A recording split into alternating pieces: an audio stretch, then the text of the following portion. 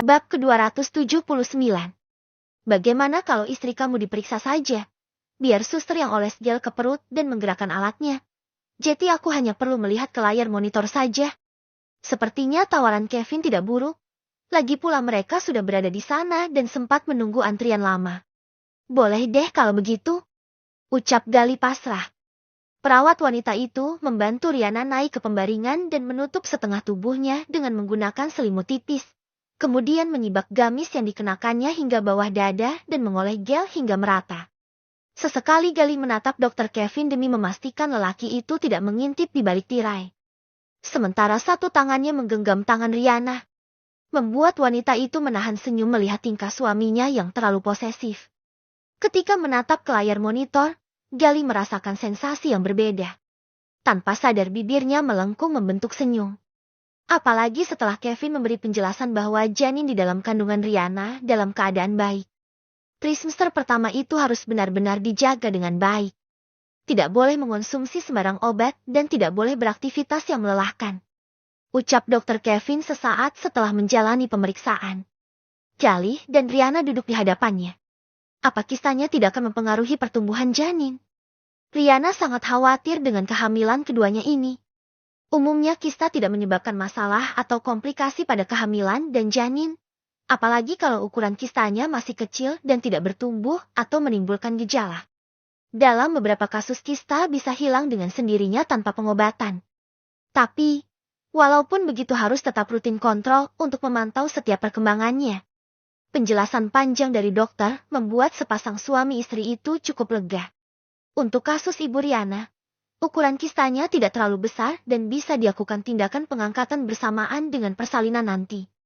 Baik, terima kasih, dokter. Ucap Riana sungkan.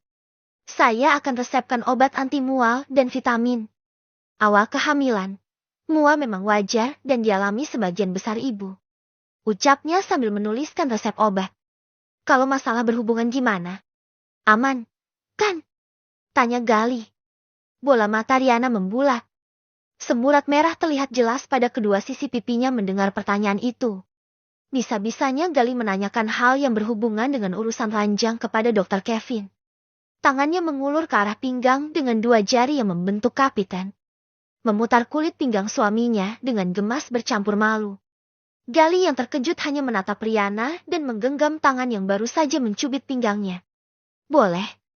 Tapi, harus tetap hati-hati dan jangan berlebihan. Gunakan posisi yang aman seperti missionary. Jawab sang dokter.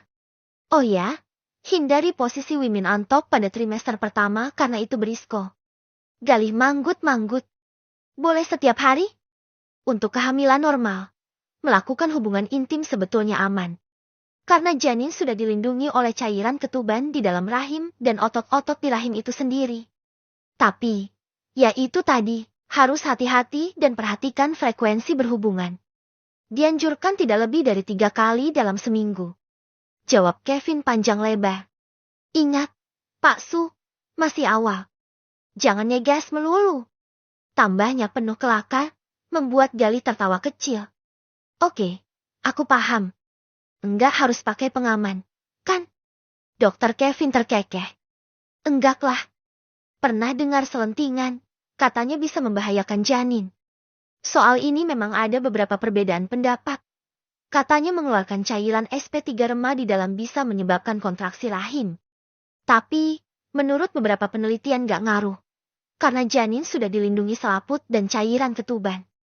Kecuali kalau suami mengidap infeksi S3 seksual menular atau AIDS. Oke. Jadi aman, ya.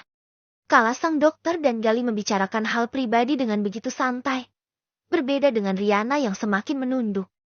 Ingin rasanya menyembunyikan wajahnya di lembah terdalam bumi. Mas, kalau kamu masih mau konsultasi dengan Dr. Kevin, aku tunggu di luar, ya. Aku agak mual. Iya, sayang. Masih ada yang mau aku tanyain. Kamu tunggu di depan sebentar. Jawab Gali lembut. Mari, dokter. Terima kasih. Sama-sama. Silahkan. Balas sang dokter. Dengan menyembunyikan rona merah di wajah, Riana melangkah menuju pintu.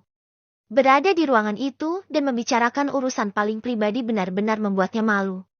Meskipun pertanyaan Galih tadi sangat normal dan sebaiknya memang dipahami semua pasangan. Mungkin akan berbeda jika itu dokter wanita, atau mungkin bukan Kevin. Lelaki yang pernah ada di masa lalu Riana. Kamu kenapa? Riana? Tanya Irene, saat melihat Riana keluar seorang diri dari ruangan dokter dengan pipi merona. Enggak apa-apa, Ren. Cuma sedikit pusing. Suami kamu masih di dalam. Ia mengangguk pelan. Katanya masih ada yang mau ditanyakan ke dokter. Kebetulan dokternya ternyata teman lamanya. Oh, sementara di dalam ruangan, pembicaraan tentang hubungan sudah selesai. Galih cukup lega setelah menanyakan hal-hal yang baginya cukup penting. Terlebih, saat kehamilan Phil ia tak bersama Riana. Sehingga pengetahuannya tentang kehamilan sangat terbatas. Kamu sudah nikah, Kev? Tanya Galih kemudian. Membuat dokter tampan itu mendesah panjang. Belum ketemu yang pas. Kebanyakan perempuan itu melihat laki-laki hanya dari sisi kematangan finansial. Jarang ada yang benar-benar tulus. Galih terkekeh. Enggak semua wanita begitu. Ya, kamu benar. Aku hanya agak trauma dengan satu wanita. Memang wanita mana yang membuat seorang Kevin sampai trauma? Adalah, enggak usah diingat-ingat. Masa lalu dan udah lewat. Ujarnya. Oh ya, kamu ketemu istri di mana? Ketemu di kantor. Kebetulan kami kerja di perusahaan yang sama. Alhamdulillah, dia wanita paling sempurna yang pernah kutemui. Darinya aku belajar banyak. Kevin hanya mengangguk pelan mendengar ucapan Galih. Melirik arloji yang melingkar pada pergelangan tangannya, Galih baru tersadar sudah cukup lama ia menghabiskan waktu di ruangan sang dokter. Oh ya, aku masih ada pekerjaan penting. Lagi pula di luar masih ada antrian. Jadi nggak enak. Ucapnya langsung bangkit meninggalkan kursi. Senang bertemu kamu hari ini. Ya, kapan-kapan kalau mau konsul hubungi nomorku saja. Beres. Keduanya saling menjabat, sebelum akhirnya Galih meninggalkan ruangan. Mas, tadi ngobrol apa aja sama dokter Kevin? Tanya Riana di sela-sela perjalanan pulang. Galih melirik sekilas, lalu mengulas senyum. Satu tangannya terulur mengusap perut sang istri yang masih rata. Enggak, cuma ngobrol biasa. Si Kevin itu belum nikah juga ternyata, padahal usianya enggak muda lagi. Memang kenapa? Enggak tahu. Katanya sih trauma sama perempuan yang melihat laki-laki dari segi harta aja. Riana menundukkan kepala. Ia genggam tangan Galih yang mengusap perutnya. Hanya ngobrolin itu. Iya. Apa dia cerita tentang wanita yang membuat dia trauma? Riana bertanya dengan ragu. Enggak. Jawabnya. Lagian wanita materialistis itu normal. Sayang. Ada beberapa wanita matre dalam hal positif. Kevinnya aja yang enggak siap. Wajar kalau wanita melihat kematangan finansial laki-laki. Itu namanya bukan matre, tapi realistis.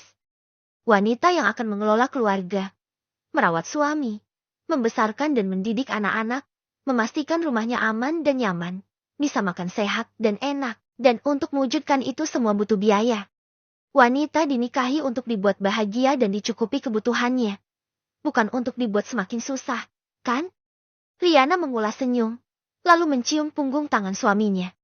Ya Allah, aku pernah mendengar bahwa aib masa lalu harus ditutup rapat dan hukumnya tidak boleh diceritakan kepada siapapun, meskipun kepada suami sendiri. Karena itu, aku memilih menutupnya rapat-rapat.